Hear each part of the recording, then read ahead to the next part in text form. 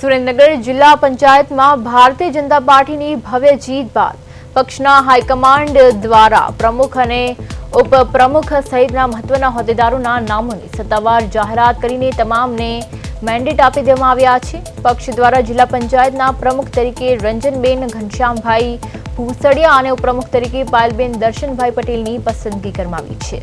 ઉપરાંત સંગઠન દ્વારા કારોબારી ચેરમેન પદે અજયસિંહ શિવરાજસિંહ રાણા, પક્ષના નેતા તરીકે લીલાબેન રામભાઈ સામંડ અને દંડક તરીકે રાયમલભાઈ ભાથીભાઈ ચૌહાણની વરણી કરવામાં આવી છે। ભાજપ દ્વારા તમામ નિયુક્ત હોદ્દેદારોને મેન્ડેટ આપીને ફોર્મ ભરવાની વહીવટી પ્રક્રિયા પૂર્ણ કરી લેવામાં આવી છે અને આવતીકાલે આ તમામ પદાધિકારીઓ સત્તાવાર અને વિધિવત રીતે જિલ્લા પંચાયતનો પોતાનો કાર્યભાર સંભાળશે।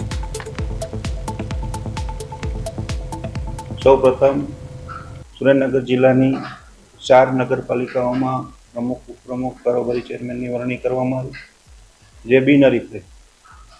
તેવી જ રીતે તારીખ 22 અને 23ના રોજ 10 તાલુકા પંચાયતમાં ભારતીય જનતા પાર્ટીનો ભવ્ય વિજય થયો છે। ત્યારે આ તાલુકા પંચાયતમાં પણ પ્રમુખ, ઉપપ્રમુખ, કારોબારી ચેરમેન, શાસક પક્ષના નેતા અને દંડકની વરણી કરવામાં આવી। ભારતીય જનતા પાર્ટીએ પ્રમુખ બનાવ્યા બદલ ખૂબ ખૂબ આભાર। તમે કઈ સીટ પરથી જીત્યા? ખોડું જિલ્લા પંચાયત, ખોડું 8।